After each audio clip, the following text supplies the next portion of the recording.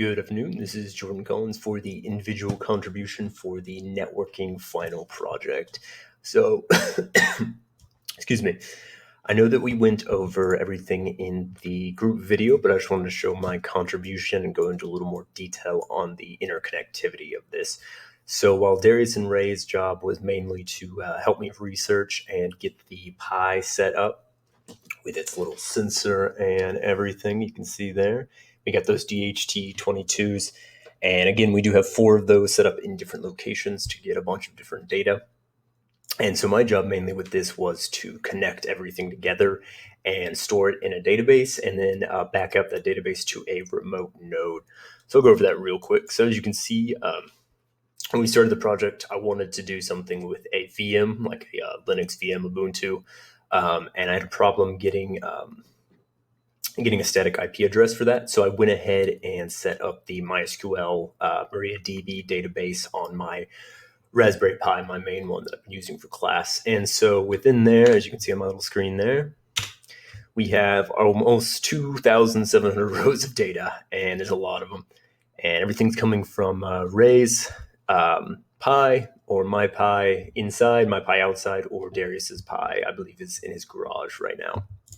So we've got a bunch of different data points that are really useful. I set up the database in the same way that we did in class. However, I did actually have to go in and format it, which is kind of difficult. I had to remember back to my database days. And within that, there is multiple. Let's see if we can go here. Yeah, as you can see here, we have multiple columns. So the sensor, which is getting the host name from Darius and Ray's script, timestamp, which was one of the hardest parts to format, temperature and humidity. And we mainly focused on the temperature column when we were doing visualizations and stuff like that.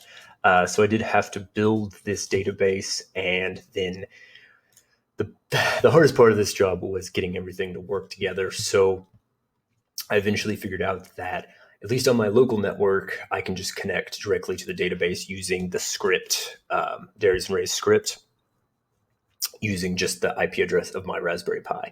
But since it is a local 192.168 address, I had to figure out a good way of getting information from Darius and Ray's local network to mine. And I figured out eventually one of the ways you can do it is through dynamic DNS. So we'll go here real quick. Yeah. So dynamic DNS, I set up one of these accounts. I think it's with Google. And I did get a permanent or a static IP address for my router. And so that's connected through the internet. So if you looked on the group video, you could see that Darius and Ray's Pis are connected to this IP address. Then what I had to do is I had to do a single port forward from that IP address to my Raspberry Pi on the local network. So as you can see, that's my Pi address. And then both protocols, UTP and all that. And then the external port for the MySQL database, so 3306.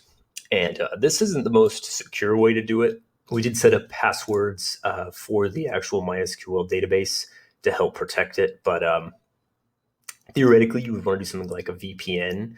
But this was just our solution that we came up with for the time being. And there's other ways to secure it, SSH and stuff like that. As far as the backup goes, I also tried to do this in a VPN, and I was having a lot of difficulty with getting the data in there. So what I figured out is you can use a program like this, which is essentially a MySQL dump, which is what I was trying to do before. And you can schedule a copy of the database at a certain time of day. So for this one, I did at 2:33 every day. So as you can see in my main video, there is a backup file of everything. And there should be one coming in soon, a few minutes.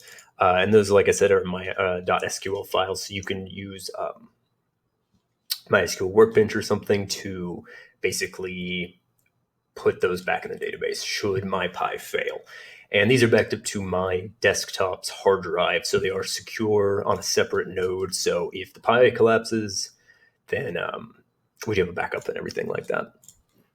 And we'll go over the, I wanted to show the React app real quick. Okay, and I did want to show something we figured out later on, which is once we got the the Python script going and feeding all that information into the database. Ray and Darius helped me with some research on a way to schedule the Pi to pick up a sensor reading, and we chose 5 minutes just to get enough data points for this video. We found the best way to do this, especially on a Pi, is something called cron tab. And as you can see right here I'm doing this on my outside Pi. If I go to cron tab, these are schedules for the Linux operating system. And basically what I'm telling it here is every 1 minute, activate this Python script, which is the sensor Python script. And for this one, it's 1 minute. The other ones are 5 minutes. But this one had some errors because I'm using an older Pi, and it would have a full buffer, which I'm not sure. I think it has to do with the drivers. But every 1 minute, at least it'll do five of them every 5 minutes, and one of them usually goes through. So yeah, I just wanted to show that. So cron tab. There's also another way to back up the database, which I tried to do, but we couldn't get it to work, so we just used a program. Also wanted to show the React app real quick. So I've been taking some short tutorials on React front ends and back ends, and I just kind of put a quick mock-up of our database here. And I won't go through the code because there's a lot of it. I mostly followed scripts for this or tutorials and stuff like that. But the important thing is right here, where we're essentially saying, once we've accessed the database and put it into a JSON file, where it says the host name of the Pi, put this into a graph. So it ends up looking really cool like this. And as you can see, we've got inside, and you can kind of see the tendency of my computer room to go up and down as the night progresses. And of course, my outside, which shows the cold weather we had recently, and that's from today. And then, of course, you have Darius's and Ray's Pi here. And I believe Ray's is inside right now. We kind of switched them up based on where we needed them. But you can see all the data, and this is really cool. There's a lot of applications for this. We didn't come up with the humidity one yet, but we just wanted to show some visuals just to kind of give an example.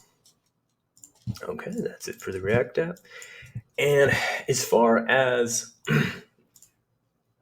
future potentials for this go, I know we're supposed to come up with a unique way this could help our future. And I'd say the main two ways this project can be applied in my future is recreationally and, like hobby-wise and career-wise. So specifically from learning about how nodes gather data and transmit them over a network was really important, and also just databases in general, like database application. So simply understanding the various discrete data points and how they're routed through networks and the wider internet is extremely useful, like that port forwarding and dynamic DNS and VPNs and stuff like that. So as I took this class, I became a lot more interested in just networks in general. So I've been looking at network administration jobs. So the skills acquired in this class, and specifically this project, which took all of the pieces of this class and put them together, I think would be very useful. There's also interesting things you can do with weather nodes specifically. Like I was looking at, you can actually make a local weather station and upload that data to a weather underground large database, and you'll be a node for wherever you're at. And that can get you really specific weather information. So that's really interesting from like a IoT, Internet of Things perspective, or like a smart house perspective. So really, I just learned extensively about port forwarding, how IP addresses are used in conjunction with databases in both internal LANs and external LANs, which is the big thing and took the most research. All these skills are extremely useful when it comes to a networking job. I think you could even use this in an interview, just to kind of talk about how you've experimented with this kind of thing. And I've also learned a lot about security. So we didn't put a lot of security into this one because it's just a project, but there's a lot of ways I figured out you could, such as like VPNs and SSHs and SSL and different kinds of encryption like that. Also, just working in formatting and creating the database was extremely important, especially if you want a database administrator job or something like that. I think that That's another job I've been really interested in, and just having to build a database and just put real information into it is extremely useful in understanding how they work together and how columns and rows and organization of the data works. So that's pretty much it.